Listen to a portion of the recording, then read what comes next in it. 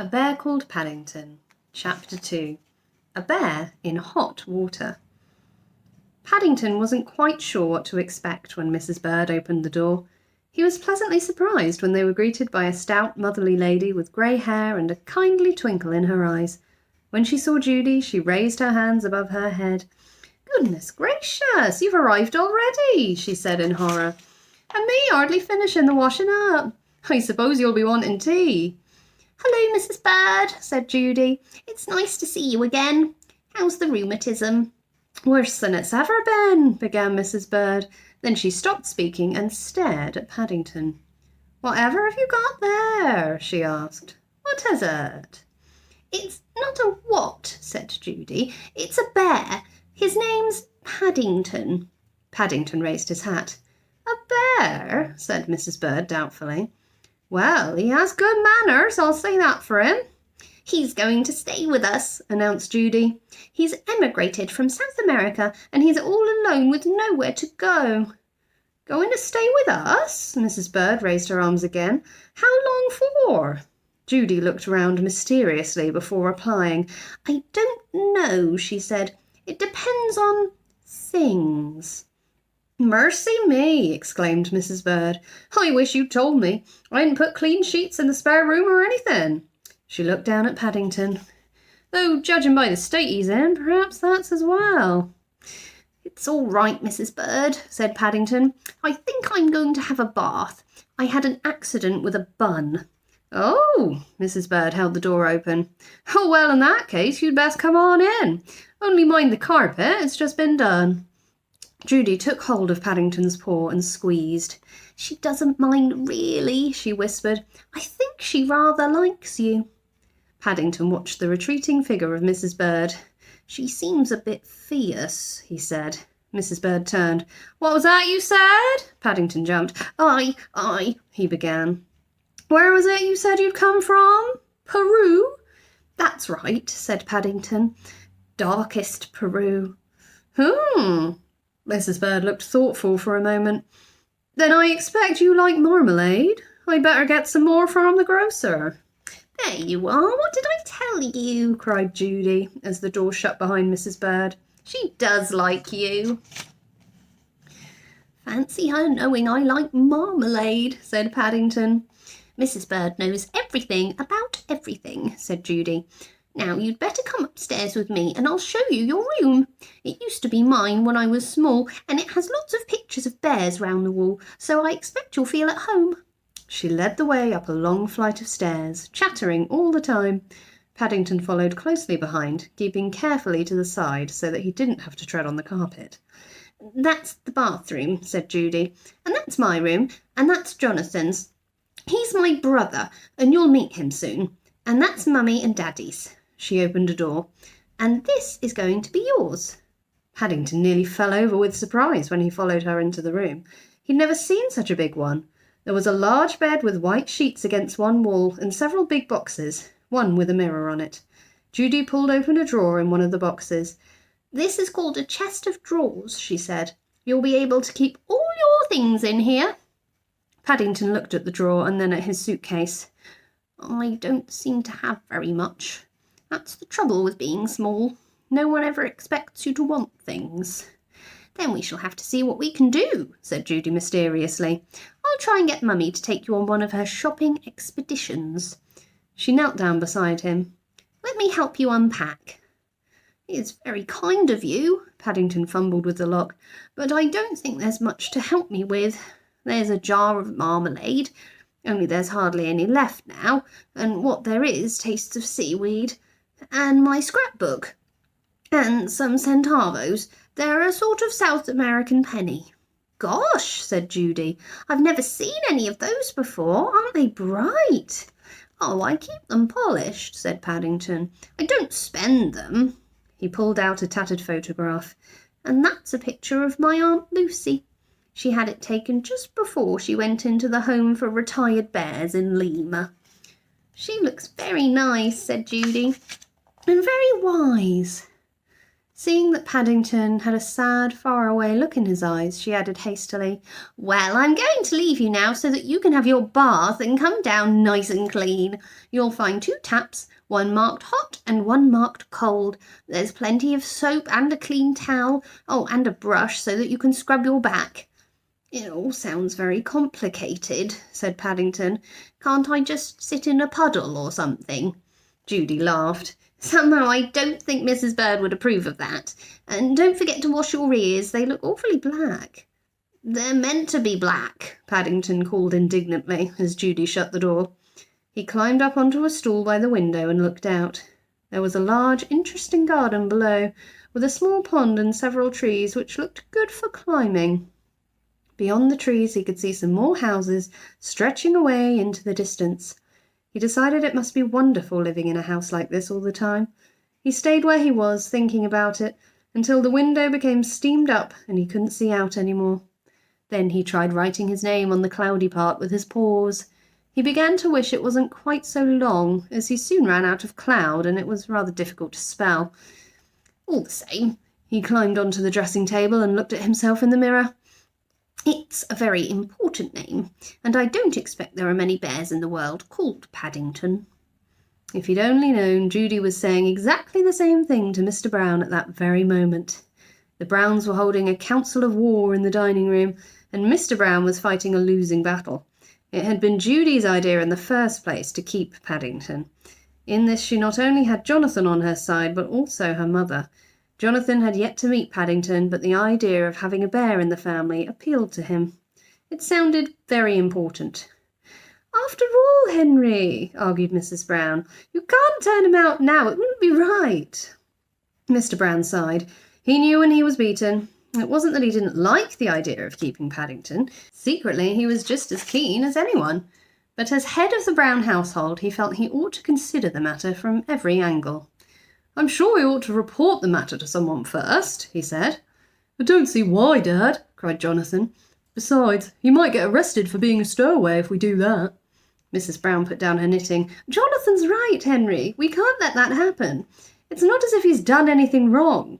I'm sure he didn't harm anyone travelling in a lifeboat like that." "Then there's the question of pocket money," said Mr. Brown, weakening. "I'm not sure how much pocket money to give a bear." "He can have £1 a week, the same as the other children," replied Mrs. Brown. Mr. Brown lit his pipe carefully before replying. "Well," he said, "we'll have to see what Mrs. Bird has to say about it first, of course." There was a triumphant chorus from the rest of the family. "You'd better ask her then," said Mrs. Brown, when the noise had died down. "It was your idea." Mr. Brown coughed. He was a little bit afraid of Mrs. Bird, and he wasn't at all sure how she would take it. He was about to suggest they left it for a little while when the door opened and Mrs. Bird herself came in with the tea things. She paused for a moment and looked round at the sea of expectant faces. "I suppose," she said, "you want to tell me you've decided to keep that young Paddington?" "May we, Mrs. Bird?" pleaded Judy. "Please, I'm sure he'll be very good." Mrs. Bird put the tea tray down on the table. "That remains to be seen. Different people have different ideas about being good. All the same," she hesitated at the door, "he looks the sort of bear that means well." "Then you don't mind, Mrs. Bird?" Mr. Brown asked her. Mrs. Bird thought for a moment. No, I don't mind at all. I've always had a soft spot for bears myself. It'll be nice to have one about the house." "Well," gasped Mrs. Brown as the door closed, "whoever would have thought it?" "I expect it was because he raised his hat," said Judy. "It made a good impression. Mrs. Bird likes polite people." Mrs. Brown picked up her knitting again. "I suppose someone ought to write and tell his Aunt Lucy. I'm sure she'd like to know he's safe." She turned to Judy. "Perhaps it would be a nice thought if you and Jonathan wrote." "By the way," said Mr. Brown, "come to think of it, where is Paddington? He's not still up in his room, is he?" Judy looked up from the writing desk where she was searching for some notepaper. "Oh, he's all right. He's just having a bath." "A bath?" Mrs. Brown's face took on a worried expression. "He's rather small to be having a bath all by himself." "Don't fuss so, Mary," grumbled Mr. Brown, settling himself down in the armchair with a newspaper. "He's probably having the time of his life." Mr. Brown was fairly near the truth when he said Paddington was probably having the time of his life. Unfortunately, it wasn't in quite the way he meant. Blissfully unaware that his fate was being decided, Paddington was sitting in the middle of the bathroom floor, drawing a map of South America with a tube of Mr. Brown's shaving cream. Paddington liked geography. At least, he liked his sort of geography, which meant seeing strange places and new people. Before he left South America on his long journey to England, his Aunt Lucy, who was a very wise old bear, had done her best to teach him all she knew. She had told him all about the places he would see on the way, and she had spent many long hours reading to him about the people he would meet. It had been a long journey, halfway round the world, and so Paddington's map occupied most of the bathroom floor, and also used up most of Mr. Brown's shaving cream. With the little that was left, he tried writing his new name again. He had several attempts and finally decided on Paddington. It looked most important. It wasn't until a trickle of warm water landed on his nose that he realised the bath was full and was beginning to run over the side. With a sigh, he climbed up onto the side of the bath, closed his eyes, held his nose with one paw, and jumped. The water was hot and soapy and much deeper than he had expected. In fact, he had to stand on tiptoe even to keep his nose above the surface.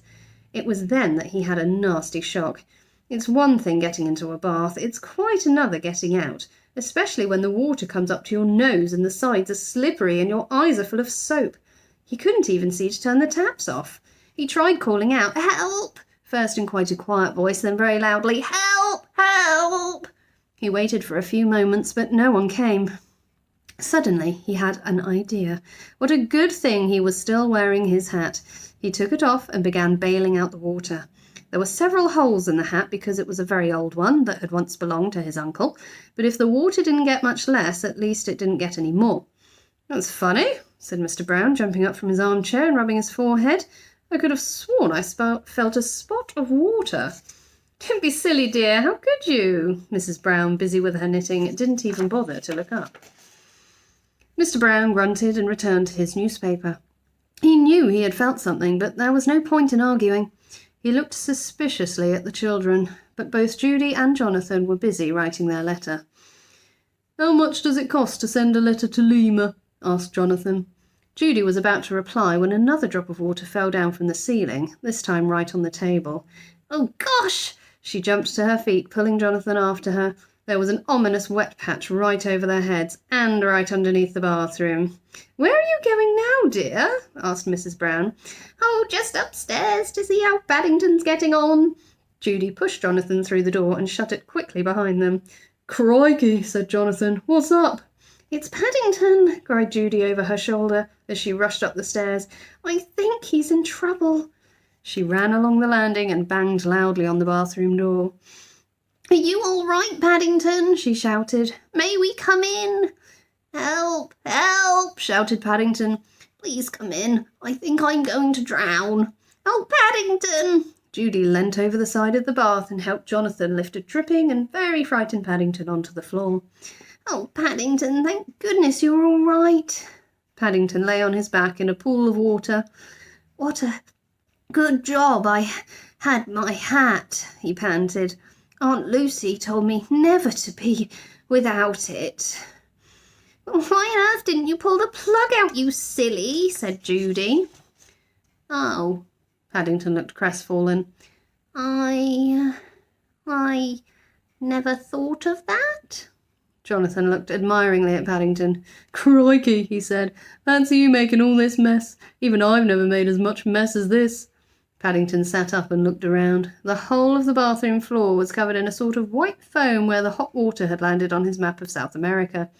"It is a bit untidy," he admitted.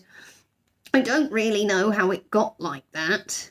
"Untidy?" Judy lifted him to his feet and wrapped a towel around him. "Paddington, we've got a lot of work to do before we go downstairs again. If Mrs. Bird sees this, I don't know what she'll say." "I do," exclaimed Jonathan. "She says it to me sometimes." Judy began wiping the floor with a cloth. "Now just you dry yourself quickly in case you catch cold." Paddington began rubbing himself meekly with the towel. I must say, he remarked, looking at himself in the mirror, I am a lot cleaner than I was. It doesn't look like me at all. Paddington did look much cleaner than when he had first arrived at the Browns. His fur, which was really quite light in colour and not dark brown as it had been, was standing out like a new brush, except that it was soft and silky. His nose gleamed and his ears had lost all traces of the jam and cream. He was so much cleaner that when he arrived downstairs and entered the dining room some time later, everyone pretended not to recognise him. "The tradesman's entrance is at the side," said Mr. Brown from behind the paper. Mrs. Brown put down her knitting and stared at him. "I think you must have come to the wrong house," she said. "This is number 32, not 34. Even Jonathan and Judy agreed that there must be some mistake. Paddington began to get quite worried until they all burst out laughing and said how nice he looked now that he was brushed and combed and respectable. They made room for him in a small armchair by the fire, and Mrs. Bird came in with another pot of tea and a plate of hot buttered toast. "Now, Paddington," said Mr. Brown when they were all settled, "suppose you tell us all about yourself and how you came to Britain." Paddington settled back in his armchair, wiped a smear of butter carefully from his whiskers, put his paws behind his head and stretched out his toes towards the fire. He liked an audience, especially when he was warm and the world seemed such a nice place. "I was brought up in darkest Peru," he began, "by my Aunt Lucy. She's the one that lives in a home for retired bears in Lima." He closed his eyes thoughtfully. A hush fell over the room and everyone waited expectantly. After a while, when nothing happened, they began to get restless. Mr. Brown coughed loudly. "It doesn't seem a very exciting story," he said impatiently. He reached across and poked Paddington with his pipe. "Well, I never," he said. "I do believe he's fallen asleep."